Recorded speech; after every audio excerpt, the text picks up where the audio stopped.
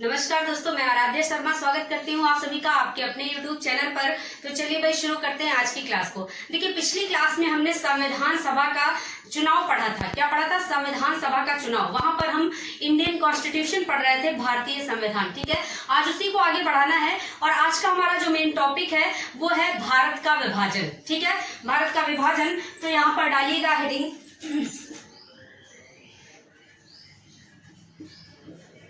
भारत का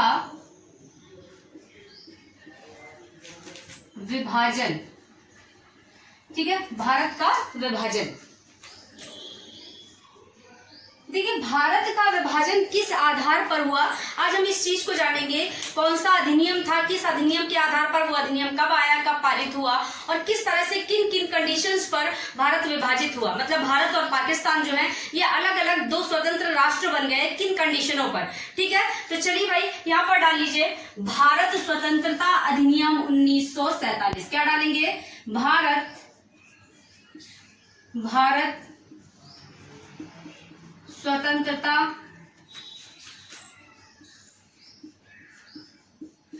अधिनियम 1947, 1947। ठीक है, भारत स्वतंत्रता अधिनियम 1947।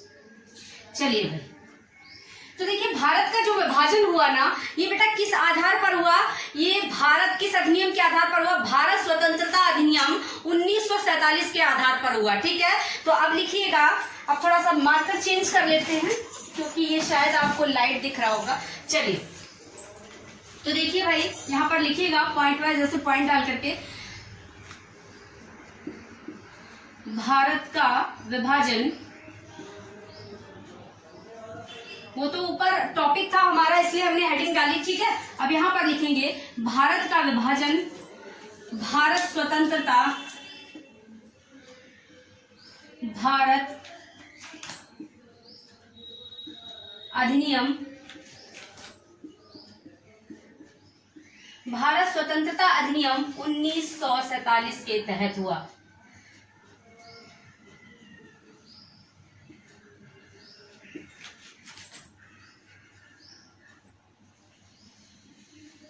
आई बात समझ में? भारत का विभाजन भारत स्वतंत्रता अधिनियम 1947 के तहत हुआ। ठीक है, नेक्स्ट पॉइंट में लिखेंगे, नेक्स्ट पॉइंट देखिए, भारत में जो भारत स्वतंत्रता अधिनियम था ना बेटा 1947, ये ब्रिटिश संसद द्वारा पारित अंतिम अधिनियम था। भाई इसके बाद तो अंग्रेज यहाँ से चले गए और अंग्रेज अब यहाँ पर कोई भी अधिनियम क्यों पारित करेंगे? क्योंकि इसके बाद तो हमारा अपना खुद का संविधान बन गया ना, हमारा अपना संविधान स्टार्ट हो गया था बनना और इसके बाद 1949 में जो है संविधान बनकर कंप्लीट हो गया है ना। तो अब ब्रिटिश वासी क्यों हमारे भारत में कोई भी अधिनियम पास करेंगे? तो ये याद रखिएगा कि भारत स्वतंत्रता अधिनियम 1947 का जो अधिनियम है ये ब्रिटिश संसद द्वारा पारित भारत में अंतिम अधिनियम था। ठीक है, चलिए भाई, तो यहां पर लिखिएगा भारत स्वतंत्रता अधिनियम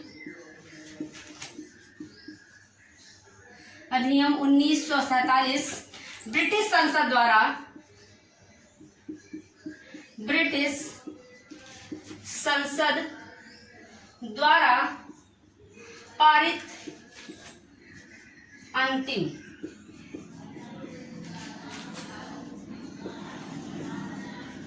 अधिनियम था। ठीक है, अंतिम अधिनियम था। ओके, ब्रिटिश संसद द्वारा पारित अंतिम अधिनियम था। इसके बाद ब्रिटिश संसद ने कोई भी अधिनियम पास नहीं किया। ठीक है, अब देखिए इसके पहले तो अंग्रेज ही यहाँ पर थे, ब्रिटिशवासी यहाँ पर थे, तो वो बहुत सारे अधिनियम पास किया करते थे, लेकिन अब उनके जाने का टाइम आ गया इसलिए ये अंतिम अधिनियम था। ठीक है, आई बात समझ में? अब एक चीज समझिएगा कि ये जो भारत स्वतंत्रता अधिनियम 1947 है ये पारित कब हुआ, इसका प्रस्ताव कब रखा गया, ये पास कब हुआ? ठीक है, तो देखिए यहाँ पर देखिएगा, अभी बात चल रही है भारत स्वतंत्रता अधिनियम 1947 की, तो मैं बार बार इसको नहीं लिख रही हूं, मैं बस ऐसे ही शॉर्ट में लिख दे रही हूं। प्रस्ताव रखा गया। भाई प्रस्ताव कब रखा गया इसका? 4 जुलाई 1947 को। कब रखा गया? 4 जुलाई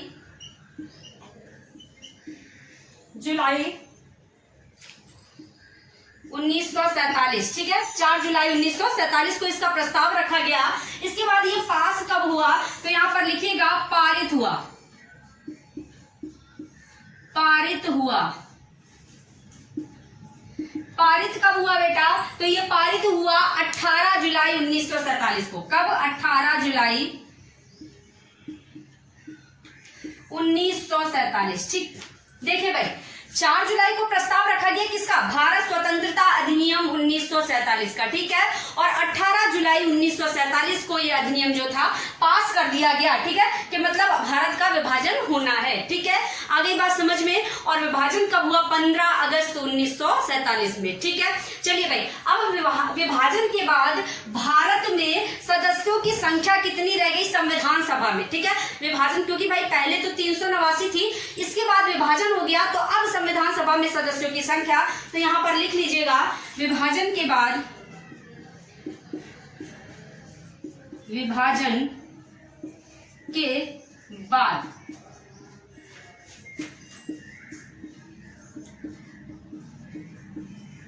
सभा में सदस्यों की संख्या कितनी रह गई भाई, तो ये रह गई 299। कितनी रह गई, 299। पहले कितनी थी, पहले थी 389। कितनी थी, 389। अब 299। भाई इधर उधर हो गए ना, आधे कुछ उधर चले गए, कुछ इधर रह गए, तो इसमें 299 रह गई संख्या अब, ठीक है। जिसमें से राज्यों से कितने थे, देशी रियासतों से कितने थे, तो देखिए राज्यों से यहां पर लिख लीजिएगा अगले पॉइंट में, राज्यों से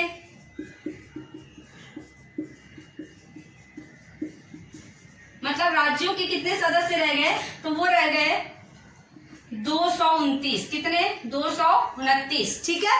और देशी रियासतों से यहां पर लिखिएगा,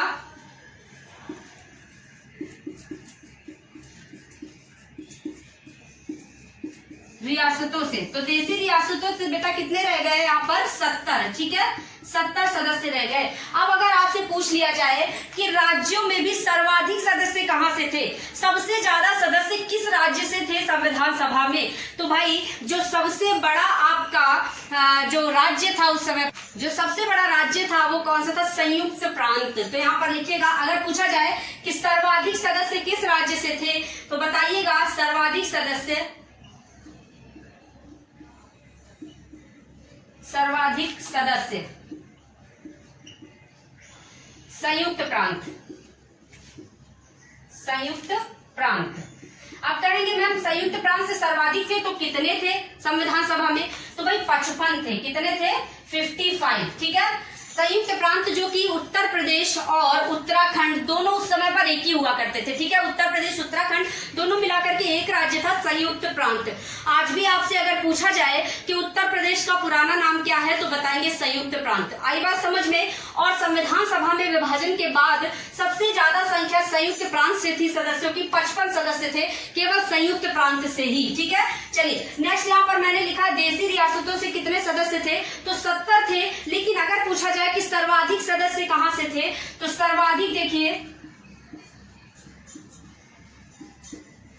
सर्वाधिक सदस्य जो हैं ये देशी रियासतों में कहां से थे, मैसूर से,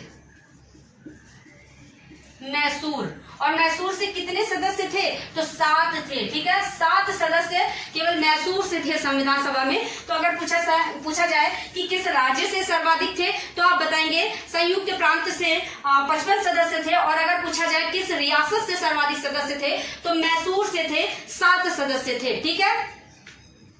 चलिए भाई देखिए, एक चीज समझिएगा, महात्मा गांधी संविधान सभा के सदस्य नहीं थे, इस बात को याद रखेंगे। महात्मा गांधी संविधान सभा के सदस्य नहीं थे। अगर आप चाहें तो इसको स्क्रीनशॉट ले सकते हैं, मैं साइड हो गई हूं, ठीक है। चलिए इसके बाद आगे का प्रोसेस देखते हैं, इसको हटा देते हैं। आगे का प्रोसेस, ये सारा कुछ समझ में आ गया कि भारत का विभाजन जो है ये किस अधिनियम के तहत हुआ, तो भारत स्वतंत्रता अधिनियम 1947 के तहत, जो कि ब्रिटिश संसद द्वारा पारित अंतिम अधिनियम था, ठीक है। विभाजन के बाद सदस्यों की संख्या 299 रह गई। राज्यों में सर्वाधिक संयुक्त प्रांत से और देशी रियासतों में सर्वाधिक मैसूर से, ठीक है। चलिए भाई देखिए, भारत का विभाजन जब हुआ तो एक चीज याद रखिएगा, पाकिस्तान जो है बेटा ना, पाकिस्तान अपना स्वतंत्रता दिवस जो है ये 14 अगस्त को मनाता है, ठीक है। और भारत वाले कब मनाते हैं, हम आप कब मनाते हैं, 15 अगस्त को, ठीक है। क्योंकि भारत का विभाजन, इसका रीजन क्या है तो देखिएगा, भारत का विभाजन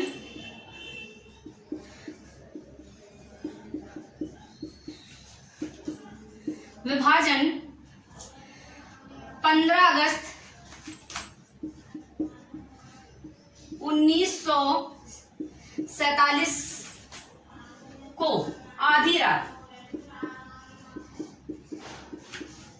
12:05 पर, कब 12:05 पर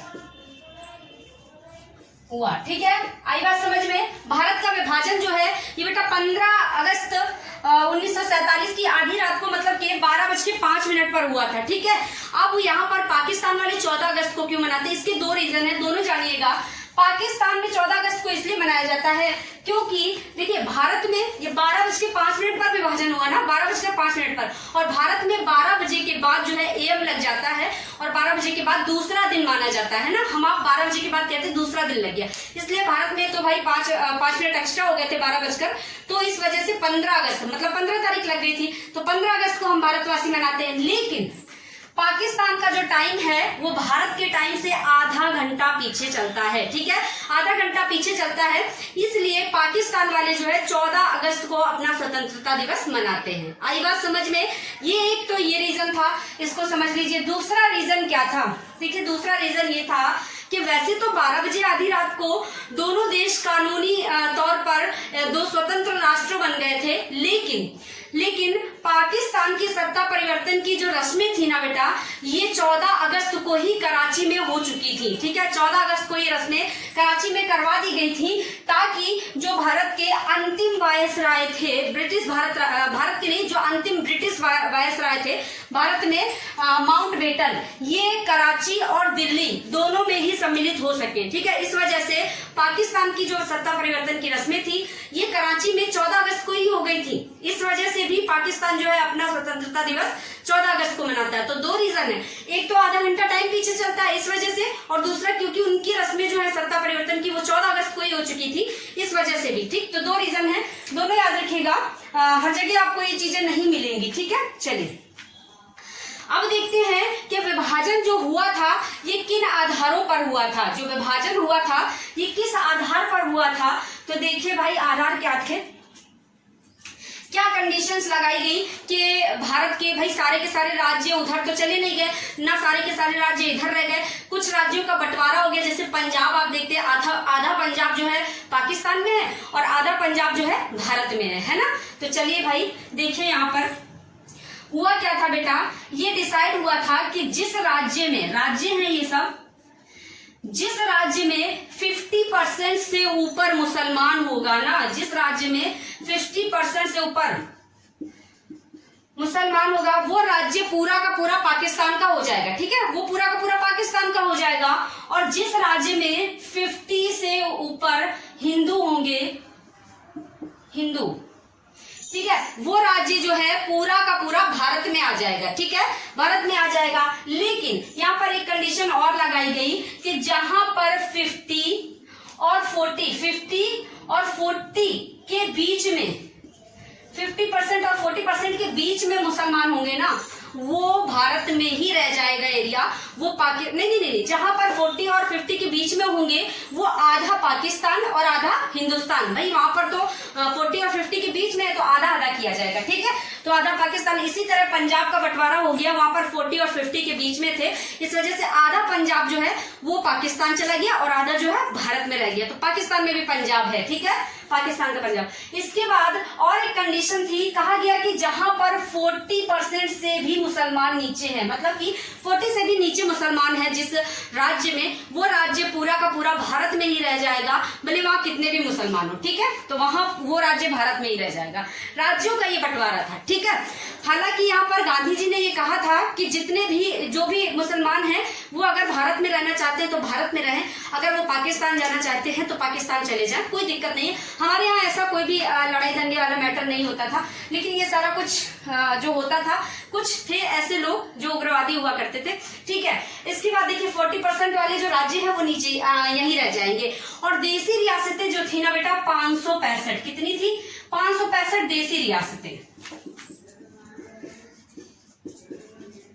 565 जो देसी रियासतें थी, इनके साथ अंग्रेजों ने कुछ खास समझौते कर रखे थे पहले से, ठीक है, क्योंकि यहाँ राजा लोग काम करते थे, राजा लोग यहाँ पर राज करते थे, तो राजा लोग भी अंग्रेजों के ही अंडर काम करते थे, मतलब उन्हीं के इशारों। तो अंग्रेजों ने इनसे जो है कुछ खास समझौते कर रखे थे, इसलिए इन्हें अंग्रेजों ने खुली छूट दी थी कि भाई आप जहां चाहें वहां रह सकते हैं, आप चाहें भारत में, आप चाहें तो पाकिस्तान में।